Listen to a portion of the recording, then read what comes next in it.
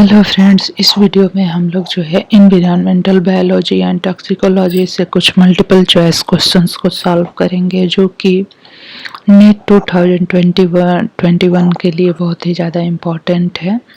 तो चलिए स्टार्ट करते हैं। बाकी जो लोग भी बायोलॉजी सब्जेक्ट है जिनका जो कि एग्ज़ाम देते हैं UP Uttar Pradesh teacher vacancy का, टीजीटी और पीजीटी का, और फिर जो लोग एग्ज़ाम देते हैं फूड एफसीआई का, फूड कॉरपोरेशन ऑफ इंडिया का, उन सब के लिए यह जो है काफ़ी इम्पोर्टेंट रहेगा। तो चलिए स्टार्ट करते हैं। इसमें पहला क्वेश्चन जो है वो है Which of the following case can be categorized as toxicity? इसमें से हम कौन से एक ऑप्शन को हम कैटेगराइज करेंगे जो कि टॉक्सिसिटी के अंदर आएगा या फिर एनवायरमेंटल जो टॉक्सिसिटी होती है उसकी वजह से होगा। तो यहाँ पे ऑप्शन ए है development of chronic lung inflammation in smokers. तो स्मोकर जो होते हैं जो कि सिगरेट वगैरह बीड़ी पीते हैं तो उनमें क्या होता है कि लंग में इन्फ्लेमेशन हो जाता है। सेकंड जो है B chronic rhinitis associated with influenza. Influenza में जो कि क्रोनिक रेनिटाइटिस हो जाता है। सी जो है gout which is inflammable of joint due to accumulation of uric acid crystals.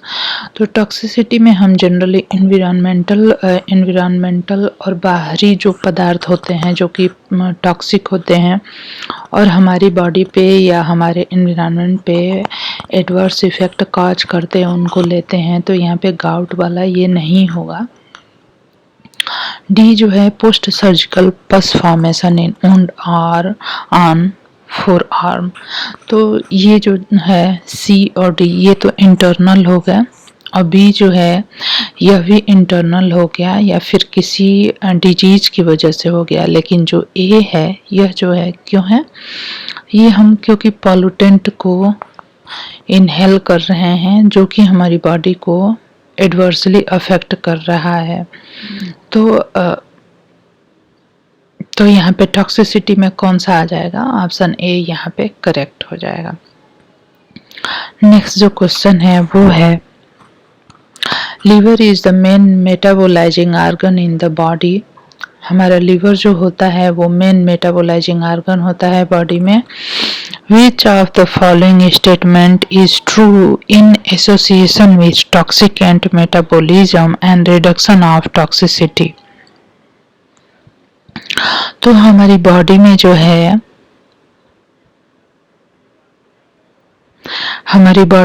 है एक ऑर्गन होता है जो कि टॉक्सिकेंट्स का मेटाबॉलिज्म करता है और हमारी बॉडी के टॉक्सिसिटी को रिड्यूस करता है। ठीक है, तो इसको यहाँ पे लीवर जो है हमारा मेन मेटाबोलाइजिंग ऑर्गन है। तो इसके रिगार्डिंग हमें जो है कि 5 स्टेटमेंट दिए गए हैं, 5 स्टेटमेंट दिए गए हैं। इनमें से हमें देखना है कौन सा सही है। ठीक है, ऑप्शन ए है liver alone metabolises all the toxicant and does not need any further assistant. B है kidney play an essential role in elimination of metabolised toxicant through urine.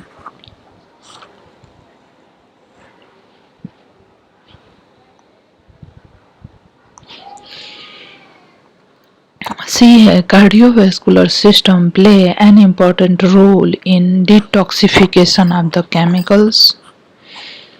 D है all the chemicals are removed from the body through bile after metabolism in the liver.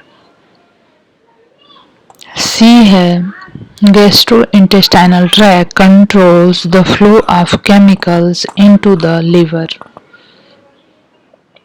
यहाँ पे क्या होगा, option B जो है ये correct हो जाएगा। वो ये है kidney plays an essential role in elimination of metabolised toxicant through the urine.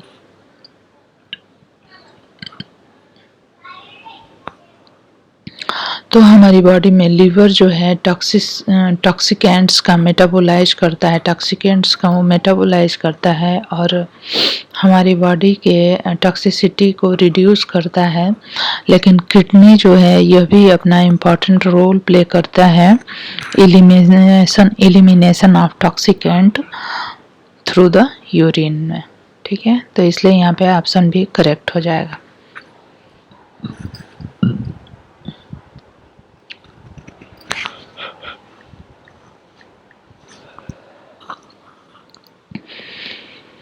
Next हमारा जो क्वेश्चन है, क्वेश्चन नंबर 3 है, which of the following is not a natural route of exposure to the chemicals. इनमें से कौन सा जो है कि हमारा नेचुरल रूट नहीं है एक्सपोजर का केमिकल से। यहाँ पे ऑप्शन ए है इनहेलेशन, तो नोज के थ्रू जो हम इनहेल करते हैं तो एटमॉस्फेयर में जो भी केमिकल्स हैं उनसे हम नेचुरली एक्सपोज होते हैं। बी जो है ओरल और गैस्ट्रोइंटेस्टाइनल ट्रैक्ट, अगर हम कोई फूड का इंजेक्शन करते हैं और हमें नहीं पता है कि इसमें कोई है केमिकल है जो कि हमारे लिए हार्मफुल है, तो हम यहाँ भी डायरेक्ट एक्सपोजर करते हैं नेचुरल रूट के थ्रू। सी जो है टॉपिकल और डर्मल, यहाँ भी डायरेक्ट नेचुरल एक्सपोजर है। डी जो है इंट्रापेरिटोनियल में क्या हो जाएगा कि intraperitoneal route of administration is used in various experimental and chemical clinical administration where a test substance drug is delivered into the peritoneal cavity with the help of syringe and needle। ठीक है, तो यह जो है हमारा natural root नहीं हुआ, तो इसलिए यहाँ पे क्वेश्चन नंबर 3 का ऑप्शन डी जो है ये करेक्ट हो जाएगा।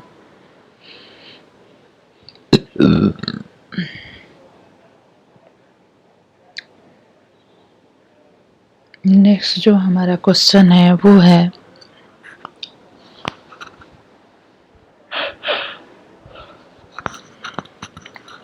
विच of the following is most accurate in case of biotransformation of the chemicals toxicants. इनमें से कौन सा जो है एक्यूरेट है in case of bio transformation of the chemical या टॉक्सिकेंट्स के।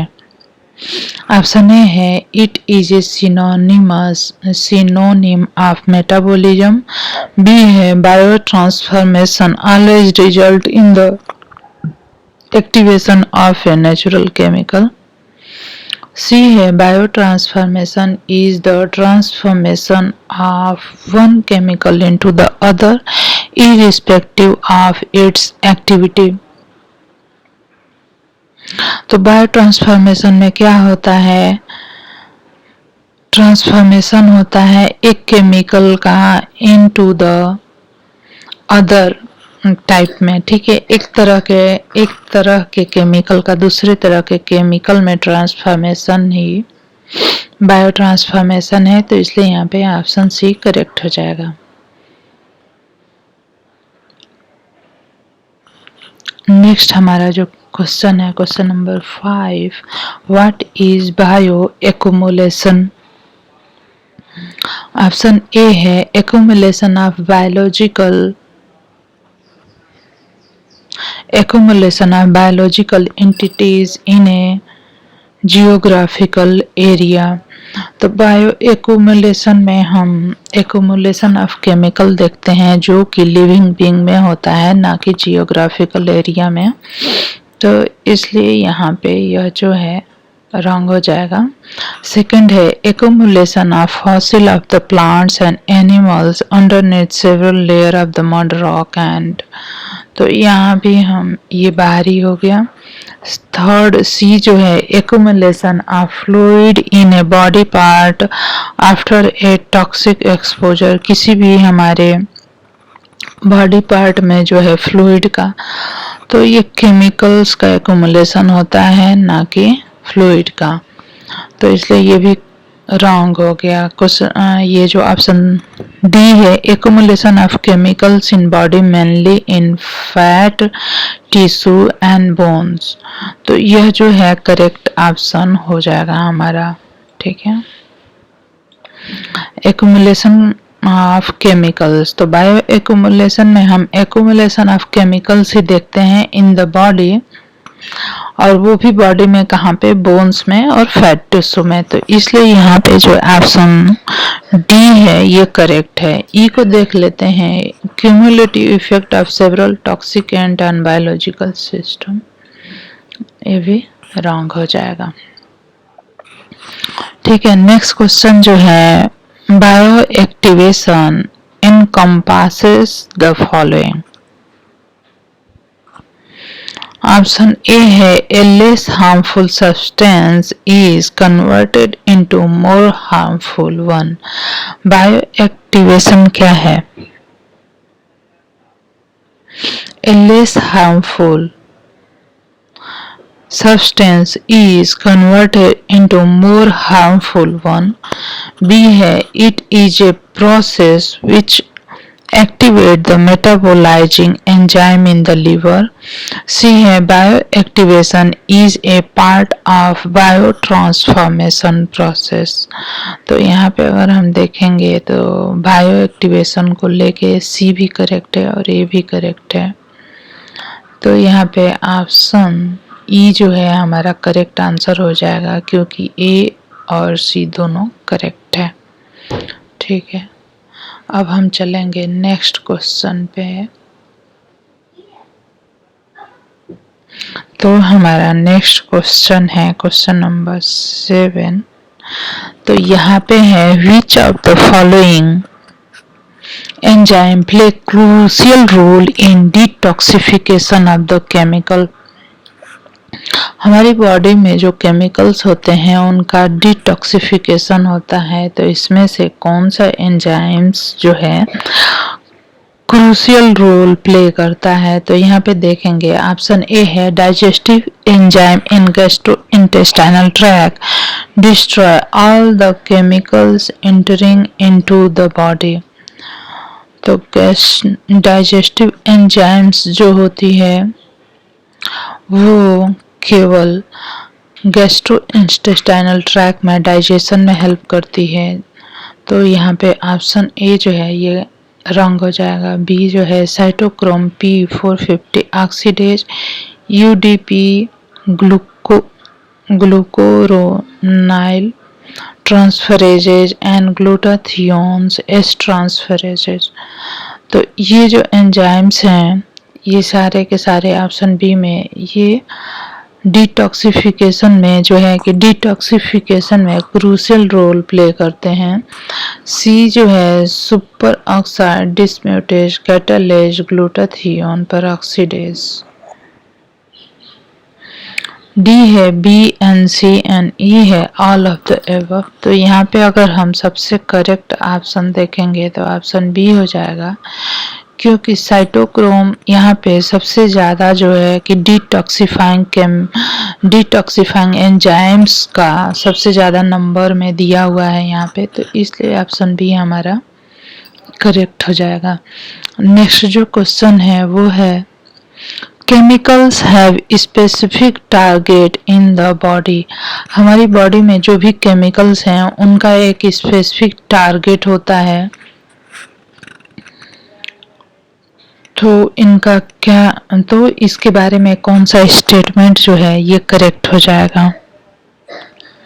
ऑप्शन ए है ट्रू, ऑप्शन बी है few does have target others are non specific. तो हमारी बॉडी में जो भी केमिकल्स होते हैं उनमें से कुछ का तो टारगेट होता है, जबकि कुछ जो है नॉन स्पेसिफिक होते हैं।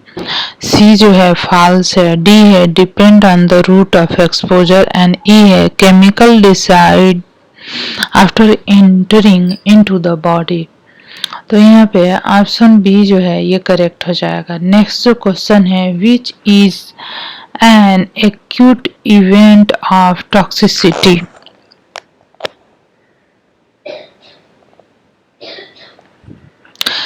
इनमें से कौन सा जो है टॉक्सिसिटी का एक्यूट इवेंट है?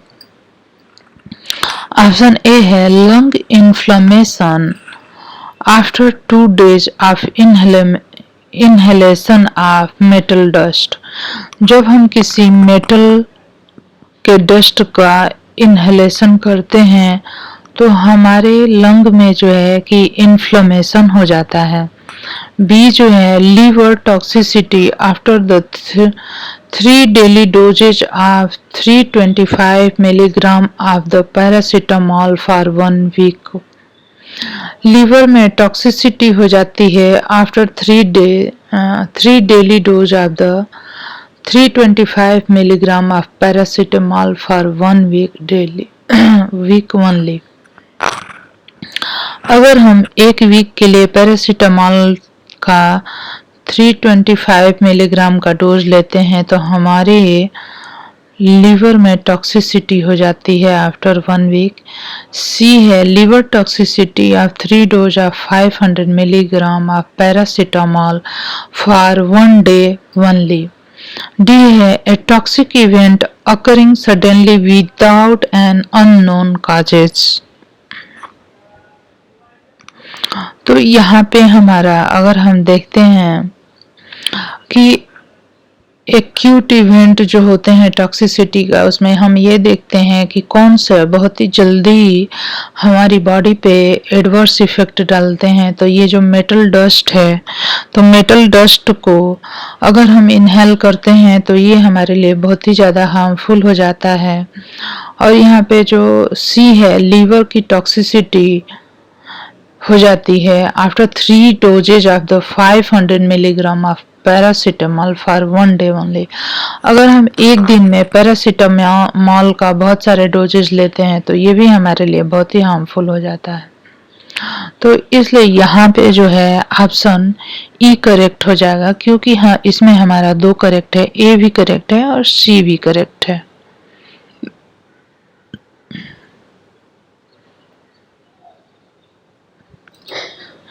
अब हम चलते हैं नेक्स्ट क्वेश्चन पे,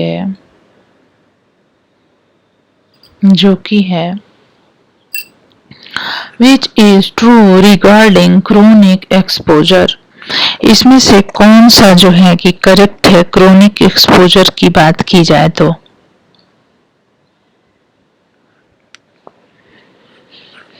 ऑप्शन ए है रिपीटेड एक्सपोजर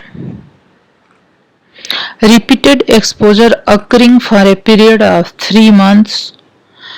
बी है repeated exposure occurring for a period of 1 month। सी है repeated exposure occurring for a period of more than 3 months। repeated exposure occurring for a period of more than 3 months, तो हम इसको chronic exposure कहते हैं। Repeated exposure occurring for a period of 1 day। E है it is not characterised as chronic if no toxicity occur.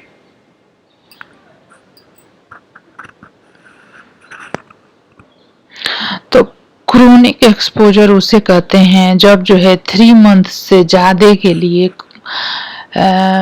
Repeated exposure हो हमारी body का किसी टॉक्सिकेंट से, ठीक है। तो इसलिए यहाँ पे ऑप्शन सी जो है ये करेक्ट हो जाएगा। नेक्स्ट क्वेश्चन है 11 following phases are included in biotransformation of the chemicals. Chemicals के बायोट्रांसफॉर्मेशन में कौन कौन से फेजेस इंक्लूड हैं।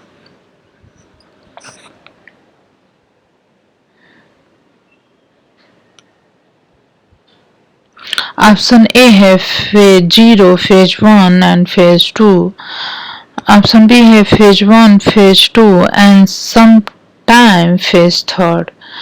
तो यहाँ पे ऑप्शन 3 जो है, अरे ऑप्शन जो सेकंड है बी नंबर का, ये करेक्ट हो जाएगा। नेक्स्ट जो क्वेश्चन है chemicals are toxic at any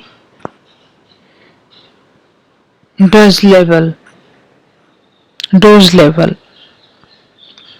A few chemicals which are lethal to humans can be defined like that. No dose determine whether they are toxic।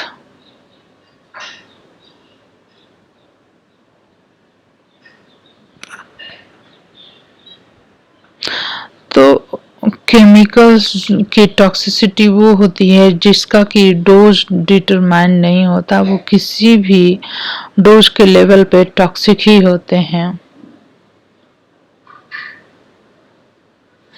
तो यहाँ पे पूछा भी है chemicals are toxic at any dose level, तो इसलिए यहाँ पे ऑप्शन बी करेक्ट हो जाएगा।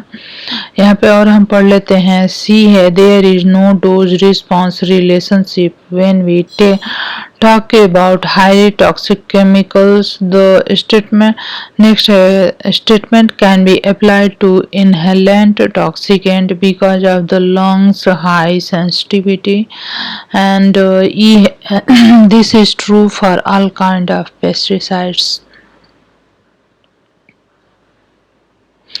तो यहाँ पे हमारा जो क्वेश्चन पूछा है, केमिकल्स जो होते हैं टॉक्सिक होते हैं एट एनी डोज लेवल, किसी भी डोज पे अगर हम उसको देते हैं तो नो, इसका मतलब क्या हो गया कि no dose determine whether they are toxic, तो उनका डोज से कुछ लेना देना नहीं है, डोज डिसाइड नहीं करता, डिटरमाइन नहीं करता उनकी टॉक्सिसिटी को, तो इसलिए यहाँ पे ऑप्शन बी करेक्ट हो जाएगा।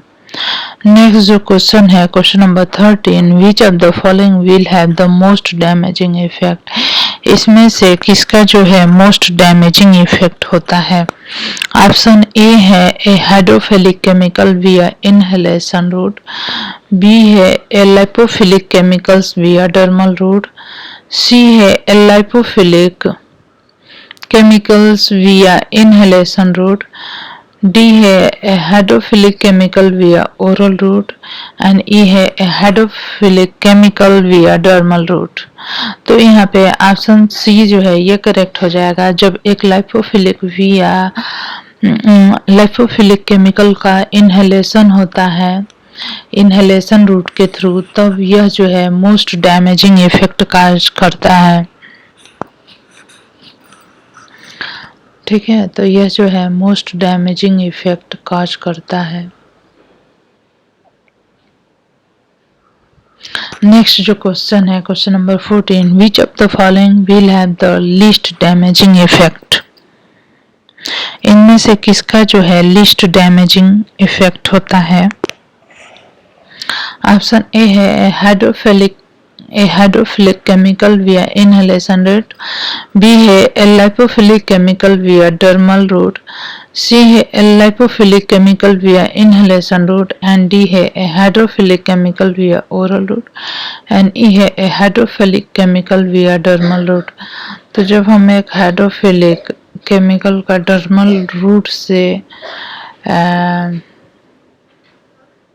एक्सपोजर होता है तो यह जो है कि लीस्ट डैमेजिंग होता है।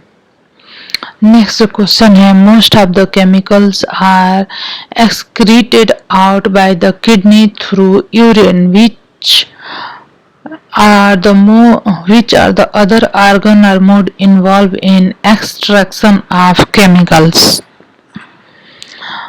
तो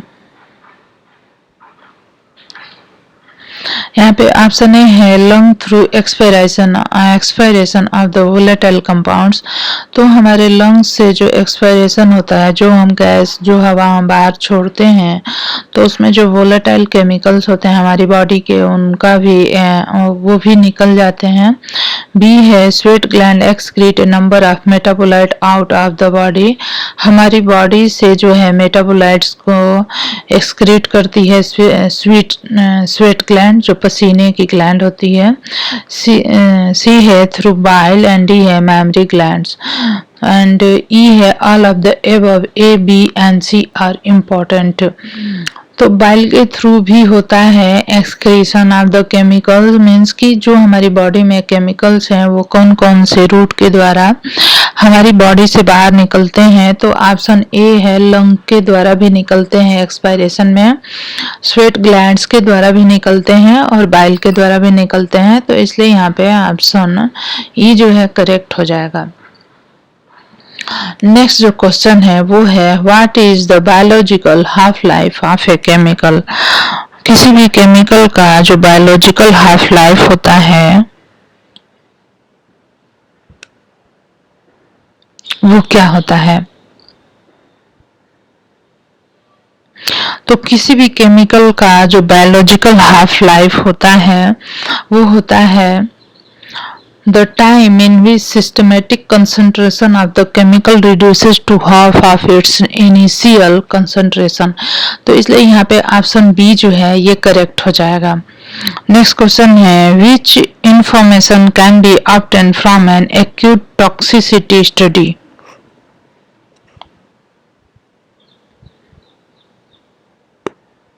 तो यहाँ पे है in an acute toxicity study any endpoint parameters such as death, brain damage, liver damage, etc. can be used to obtain information regarding a particular toxicant। तो इसलिए यहाँ पे जो है क्या होगा, ऑप्शन ई जो है ये करेक्ट हो जाएगा। Medium toxic dose, medium lethal dose, no observed effect. तो यहाँ पे हमारा जो करेक्ट ऑप्शन होगा वो ऑप्शन ई हो जाएगा, ऑल ऑफ द एबव।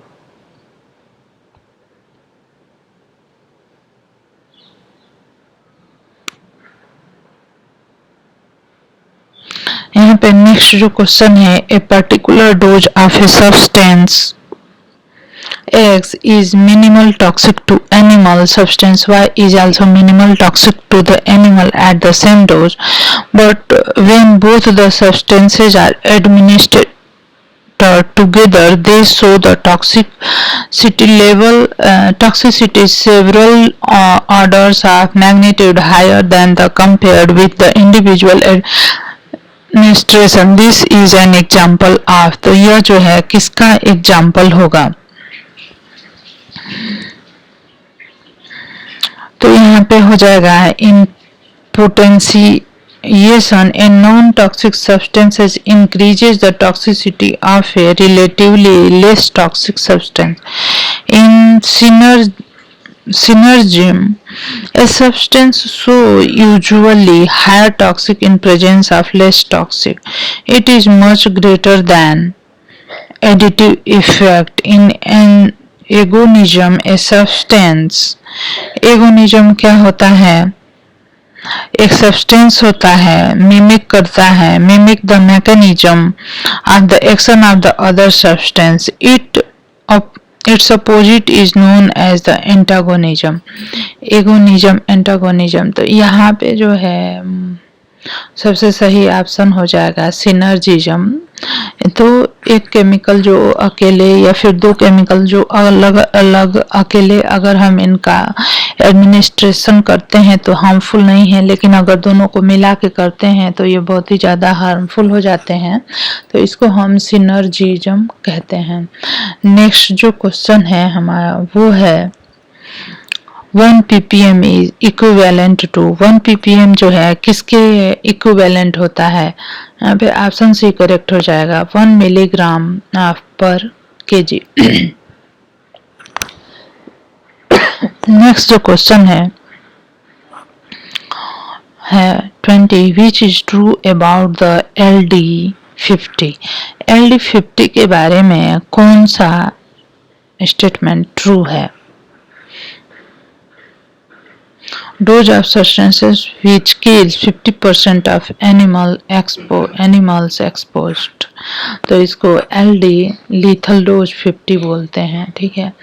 तो यहाँ पे हमने एनवायरमेंटल बायोलॉजी एंड टॉक्सिकोलॉजी से 20 क्वेश्चंस को सॉल्व किए, मल्टीपल चॉइस क्वेश्चंस को।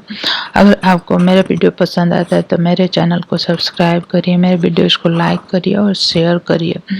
तो ये जो है हमारे 20 क्वेश्चंस हो गए। इसी तरह से मैं और भी क्वेश्चन इसमें कराऊंगी। धन्यवाद।